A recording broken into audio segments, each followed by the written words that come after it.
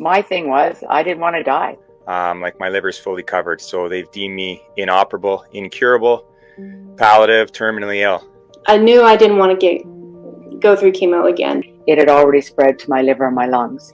So now I was terminal. With that news, it was kind of shocking. Without treatment, I think I have about a couple months to live. The thing that we're trying to emphasize is that if you do metabolic therapy the correct way, you can not only manage the disorder, but you can also correct and fix many other problems that some cancer patients might have, like diabetes, high blood pressure, hypertension. So you actually get healthier as you're degrading your tumor.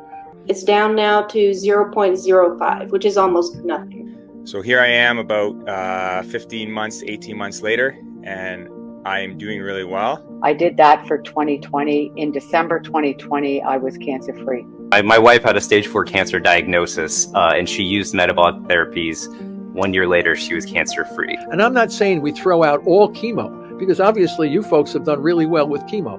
What we're finding with fasting and part metabolic, part chemo, what we're finding is that dosages of chemo can be lowered significantly and still have powerful therapeutic efficacy.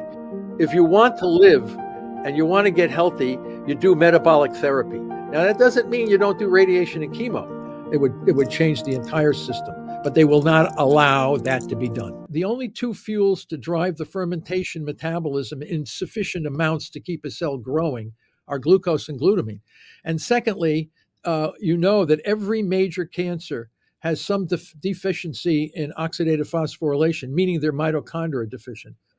They cannot use ketone bodies or fatty acids. Ketone bodies and fatty acids are non-fermentable fuels.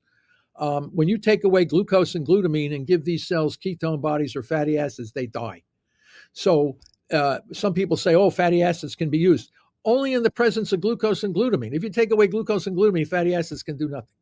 So once you've realized this, then you have a clear path to the resolution or long-term management of cancer, which is the simultaneous restriction of the two fermentable fuels, glucose and glutamine, while the body is in a state of nutritional ketosis. And it's the dosage, timing, and scheduling of these processes that will eventually slowly degrade and eliminate or the tumors, or put them in a very indolent state where they no longer become life-threatening. We know we've interrogated these tumor cells. We know all the tumors in the body are similar: lung, colon, breast, brain. They all are very similar, and they will all respond to a very similar kind of non-toxic strategy. It's just that this is not known. People don't want to know about it. People want something a lot more complicated and complex. It's not a genetic disease. The mutations are there, but they're downstream effects. They're not the drivers. They're not causing the dysregulated growth. People forget that it's the mitochondria that controls the cell cycle. So when that organelle becomes corrupted, the cell falls back on ancient fermentation pathways linked to dysregulated growth. Chronic disruption of oxidative phosphorylation happens in every major cancer, but it can have different origins. So somebody could be exposed to a high dose of chemical carcinogen in their work environment or in their home environment without them knowing. And that chemical carcinogen can gradually degrade the ability of the cell. A cell in some part of the body, it could be a breast, colon, a bladder, that chronic exposure to chemical carcinogen will elicit over time a disruption of energy, leading to compensatory fermentation and dysregulation of the growth. Viral infections, hepatitis C virus, papillomaviruses. If you look at what the virus does, the virus enters the cell. You get many kinds of liver cancers from these hepatitis viruses. We saw that the virus themselves will replicate in the mitochondria, or the virus product from the nucleus goes to the mitochondria and gradually disrupts the ability of some hepatocytes from producing energy through oxidative phosphorylation. Papillomaviruses and urogenital tracts. So there's the called oncogenic viruses. And then we have intermittent hypoxia. Obesity can be associated with this. Chronic inflammation. You look in the blood and you see elevated C-reactive protein, which is a marker for systemic inflammation. That will damage respiration in some cell in the body. So you can get a breast tumor, colon tumor, bladder. Any of these kinds of standard cancers can come from any chronic damage. And this is what Albert St. Georgi, who received the Nobel Prize for his work on vitamin C, he called this the oncogenic paradox, that almost anything provocative can be linked to cancer in one way or another. We were the ones that showed that every one of these provocative factors links to cancer. The common pathophysiological mechanism is chronic disruption of oxidative phosphorylation. And that also links to the rare inherited risk factors like BRCA1, Li-Fraumeni, neurofibromatosis, all of these so-called inherited factors. We found out that they code for proteins in the electron transport chain. They disrupt proteins in the electron transport chain. So they're not primary causes, they're secondary causes, as is a carcinogen, as is a virus, as is inflammation, as is hypoxia, all of these things, and age. Cancer is generally more common in older folks than younger folks because there's more time to damage or disrupt oxidative phosphorylation. By its very nature, you live longer. However, I want to point out, for whatever reason, we're now beginning to see incidence of cancer happening much younger, earlier. I'm in my own, because I get hundreds and hundreds of emails from cancer folks, and I'm seeing a lot more younger people in their mid-30s and early 40s coming to me with all kinds of metastatic cancers, stage 4 cancers, more than we've seen in the past. So something in the environment is triggering a lot of this, and now we know that obesity has replaced smoking as one of the top risk factors. So clearly, a large number of folks that have been cured by medications. The problem is that many, not all, many of these folks suffer other debilitating collateral damage as the result of surviving these toxic medications. So yes, we have people that are 5 and 10-year survivors, but many of them sometimes have neuropsychiatric problems, hormonal imbalances, digestive issues, bone density issues. The thing that we're trying to emphasize is that if you do metabolic therapy the correct way, you can not only manage the disorder, but you can also correct and fix many other problems that some cancer patients might have, like diabetes, high blood pressure, hypertension. So you actually get healthier as you're degrading your tumor and avoiding collateral damage and risk to other parts of the body. We're making a documentary. It's a 4-part docuseries on how Otto Warburg, on Dr. Seyfried, on how cancer could be a metabolic disease, and then we also talk about the treatments that you could do that act metabolically. So that's where we're coming from. And we got into it because my wife had a stage 4 cancer diagnosis, and she used metabolic therapies. 1 year later, she was cancer free. So that's kind of how we got into this. My name is Ronnie Campbell. I was, in 2018, I went for a routine colonoscopy. My twin sister was diagnosed with breast cancer. So I went and got all of the treatments. And in 2018, they found some cancerous tumors. So a couple weeks after the colonoscopy, I went for surgery. And during the surgery, they took some lymph nodes out, 12.5 inches of my colon. And to their surprise, they found a satellite tumor on my omentum, which is the netting around your organs. So that was going to put me at a stage 4, and it was going to make sure that I had chemo. So when I went to meet my oncologist, he wanted me to do another CAT scan just to make sure that all the cancer was gone. And when I did the next CAT scan a few weeks later, it had already spread to my liver and my lungs. So now I was terminal. So I was on palliative chemo. That was my option. And that would give me 6 months with no chemo or anything, 2 years, maybe 3, with a better quality of life if I took the chemo. So I opted for the chemo, but I also opted to do naturopathic treatments.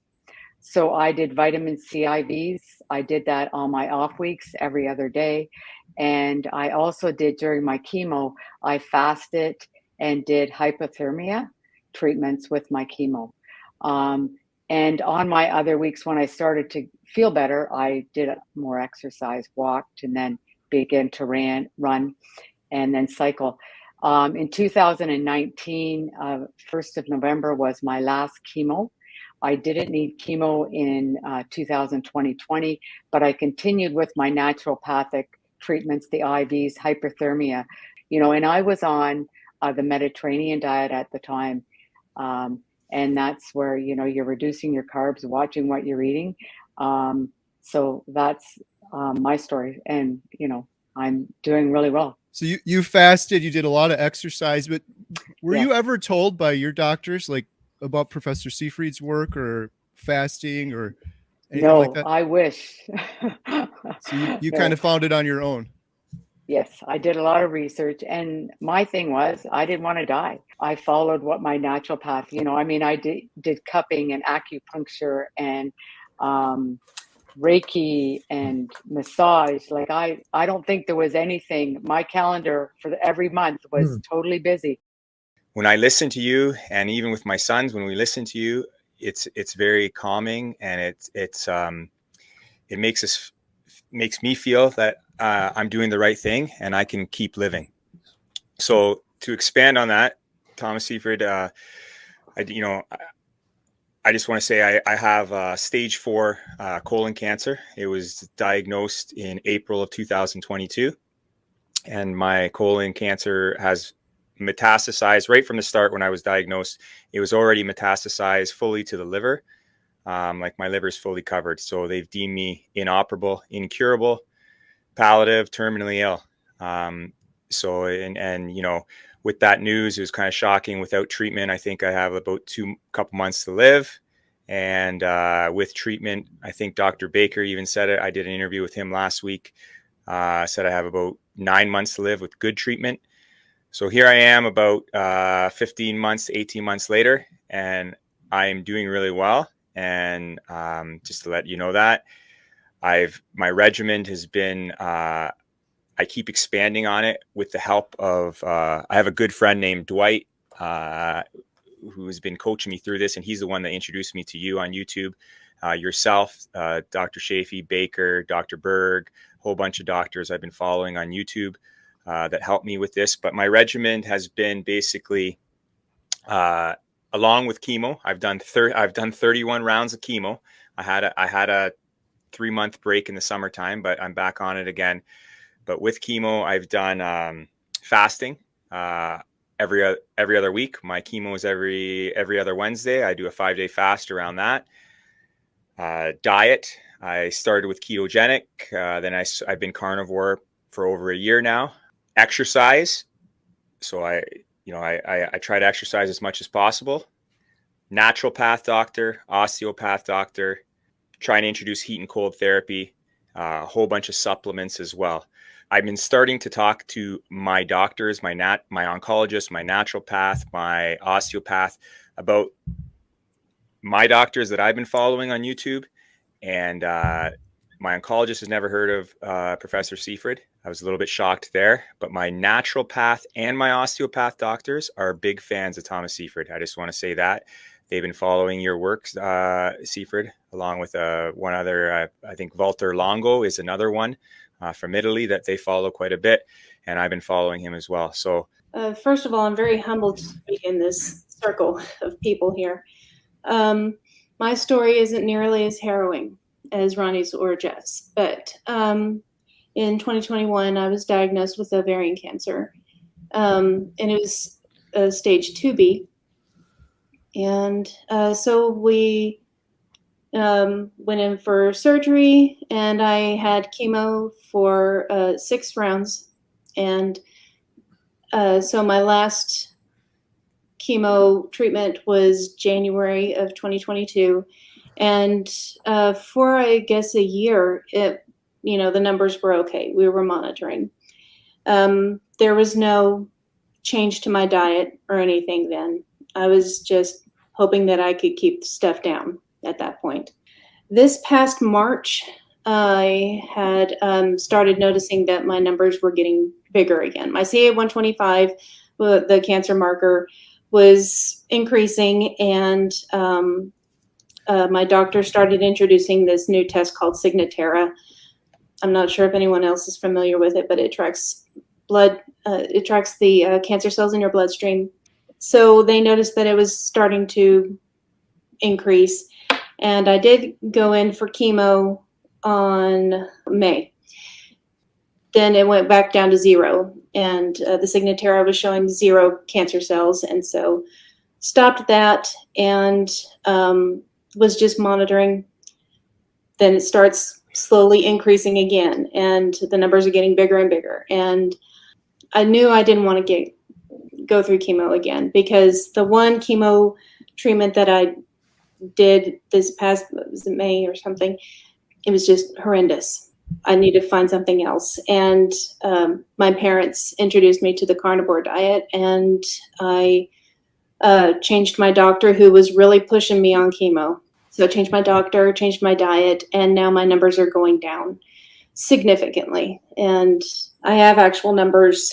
2 Signatera treatment tests ago, it was 0.6. It's down now to 0.05, which is almost nothing. Very good. And that was with 2 weeks of not being on my current medication, my Lynparza. So it's all very encouraging. Yeah, well, this is a very important point. I have no clue why this drug is not widely available to all cancer patients. We make all these other incredibly expensive and toxic drugs available to everybody. But here's a drug, and the argument was, when they used it on little children years ago for leukemia and a variety of other cancers, the little kids did pretty well on Don. They had some sort of leukemia. The older folks, some of them, yeah, it was toxic to some guys, and they said, "Oh, we can't use it because it's toxic." Well, number one, they weren't targeting glucose at the same time. It's like a barn. To get the horse in the barn, you have to make sure both the front and back door are closed. Otherwise, he runs out. So if you don't target glucose, the Don is not going to be as effective. So, and you use much lower dosages for sure than what was used on those original phase 1 and phase 2 clinical trials that they used. So they just simply canned the drug, and it was and the other thing that was about Don 60, it's a glutamine analog. It looks just like glutamine. The cell views it as a glutamine, and it's taken up and it blocks the enzymes to metabolize glutamine in the pathway of glutaminolysis, which tumor cells need nitrogen and energy, and that glutamine provides that, and Don blocks that. Don is a dirty drug, and dirty drugs are drugs that can hit multiple pathways simultaneously. So you can't patent the darn thing. So what folks have done is they've taken the molecule like DRP or 104, and there's a few of these other derivatives of Don. They put little tails on them, like a 4-carbon tail, and all of a sudden now that becomes patentable. And many pharmaceutical companies are out there trying to tweak and manage. But the bottom line is that all those little tails and things are eventually cleaved off, and the drug that does the therapeutic job is the Don itself. So why is this not available to the public? I have no idea. We have clearly shown how we can use this drug, especially with metabolic therapy. And when you're in low glucose and elevated ketones and you use Don, it's not that toxic. It's toxic if you use a whole buttload of it in the absence of the way they used it in the past. Anything can be toxic if not used in the correct dosage, timing, and scheduling.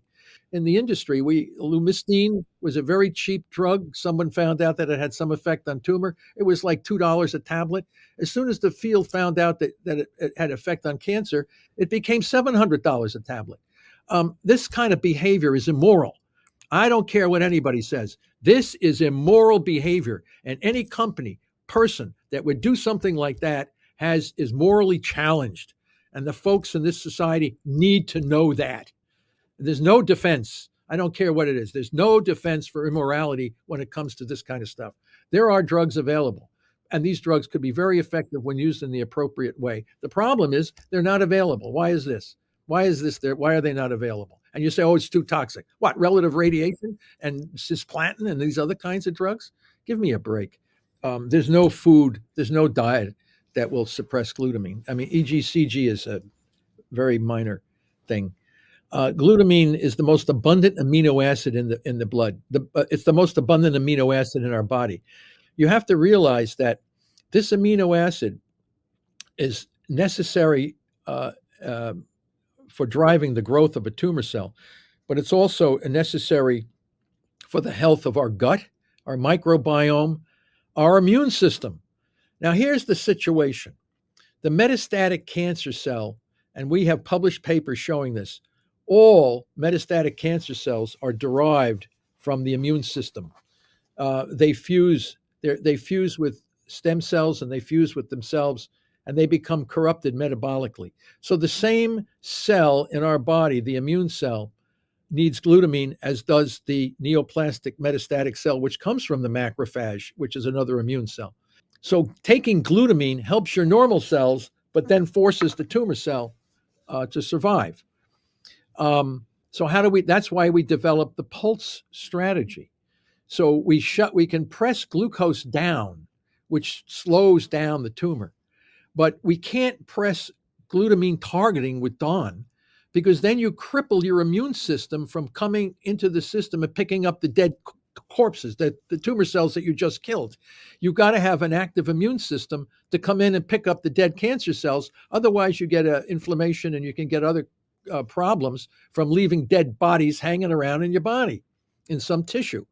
So that's why we press glucose. You can push glucose down really, really well. Hyperthermia, all the things you guys have been using is great. But then you need glutamine targeting drugs that actually work, like DAWN is only one, and some of the newer ones that are coming out. But you pulse them. You don't treat them too aggressively because you're going to damage your immune system, damage your gut, make yourself unhealthy. So that's why we press glucose and we use drugs only for short periods of time at lower dosages, pull it off, let the immune system recover, pick up the dead corpses. Yeah, a few tumor cells might hang on, but it's a graded process. You don't go in and try to get rid of all your cancer cells all at once. You degrade them slowly, and that you need diets and drugs for that. George Cahill of the Joslin Diabetes Center, who I used to speak to at length about all these kinds of things, he has a paper published that when you water only fast for at least 14 to 30 days, you start to see blood glutamine going down. So not only are you lowering blood sugar, but you're also lowering glutamine. So water only fasting will definitely do that. And then you just sprinkle a little DAWN or embendazole, one of these parasite medications will do this also.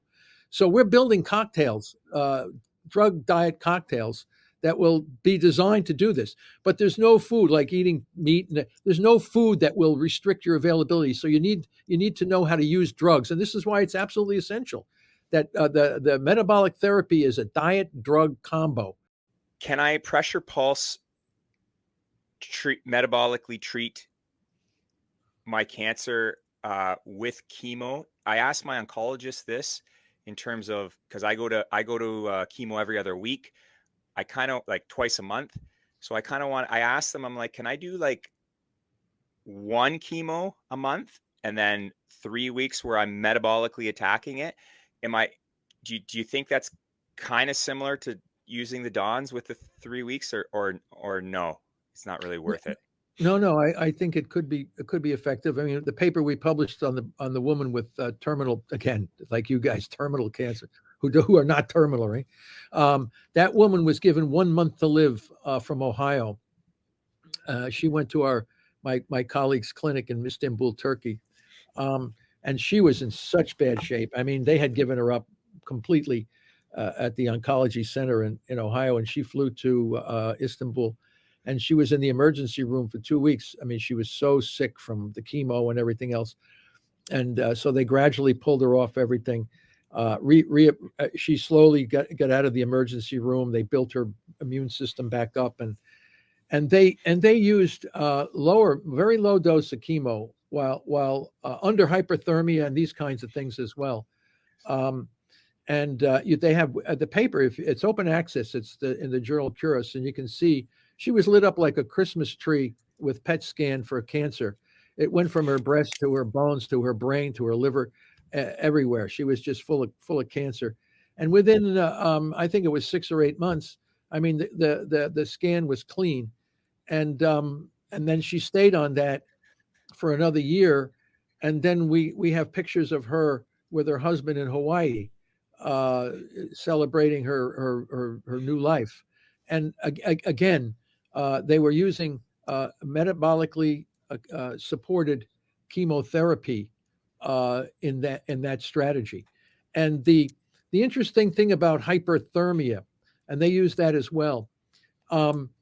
We know that cancer cells are weak. They are very inflexible in how they deal with physiological stress. They're not like the normal cells in our body, which evolved over millions of years to be stressed in all kinds of ways and still survive. Cancer cells are very susceptible to death by heat stress, energy stress, and all these kinds of stresses. You must also recognize that the new thing in cancer today is immunotherapy, PD-L1 inhibitor. You hear them advertise CAR T immunotherapy. The interesting thing about these therapies is they work best if the patient develops an extremely high fever. These immunotherapies don't work nearly as well unless the patient develops a high fever. So you pay, $250,000 to get a fever, and that fever is going to kill your tumor cells. This goes back to what William Coley did in the early part of the early 1900s. He would give live staph and strep bacteria to cancer patients that would develop extremely high fevers, and he had a cure rate of about 80%, just because the tumor cells can't handle the hypothermia. And you throw a little chemo in the side, and you throw a little put metabolic stress, lower the glucose, and these tumor cells just up and die. So, and you do it in a kind of a natural way. The whole thing is how many different, the new theory, the new excitement is going to be, how many different ways can I kill my tumor cells without causing toxicity to my body? And that's going to be a really exciting future. Having worked in the epilepsy field for many decades as well, when Jim Abrams brought the world attention to ketogenic diets to save the life of his son Charlie, they started the Charlie Foundation. And the major medical schools would always use that and say, well, there's never been a double-blind crossover for ketogenic diet to show that it really works in children with epilepsy. So the group, Helen Cross and the group from Johns Hopkins, Helen Cross in England and Johns Hopkins put together with Beth Supek Kenyon and a variety of other folks, they put in a really powerful clinical trial and showed without any question of a doubt that the ketogenic diet metabolic therapy for epilepsy was very powerful in reducing a whole range of different things. So even with that article published, when parents take their child who might have a seizure, they get drugs before they get the. So there's a tremendous resistance on the part of the industry to push pharmacy before more natural approaches. So that's always going to be, especially for cancer. But cancer, when you have a child with epilepsy, the probability of death from seizure is quite rare. But with cancer, you're dealing with a much more life-threatening kind of issue. And I think you're right. I think the grassroots is going to be the primary approach for this. When these so-called flukes, like you're collecting all for your movie, all these so-called flukes, people that, I don't know, I mean, he's alive. Well, you folks are like flukes. All right, how many flukes do we need before we start to say, hey, there's something going, because people they want to live. And I've spoken to many IRBs, institutional review boards. You must do radiation and chemo first. When that fails, then you can do keto. Sometimes they'll do standard of care with metabolic therapy, but never, ever metabolic therapy in the absence of some toxic radiation or chemo. And if that group did better than the other groups, it would change the entire system. But they will not allow that to be done. And as I said this over and over again, we published many papers showing that the radiation of the human brain frees up massive amounts of glucose and glutamine, which can explain why the demise of all these folks rarely make 5 years. It's very clear. But yet it's continuing to be done. And I, as much as I keep saying this and presenting the evidence over and over again, it doesn't have any impact. There's no movement, and there's no radiation oncologist that says maybe I shouldn't be doing this. It's just it doesn't change, and the poor folks, they should know that. People with brain cancer should know as soon as your brain is irradiated, the probability of long-term survival is significantly reduced. I'm not saying you shouldn't use. Sometimes temozolomide, which is the standard chemo, at lower doses can be effective under metabolic therapy. So we don't want to throw out everything. But certainly for the brain, radiation should never be done. I don't care what anybody says. You should never irradiate a person's brain who has brain tumor. It just makes it worse. Yeah. My wife actually has a radiation necrosis from that exact same thing, because we didn't find you until after she had already had a round of radiation.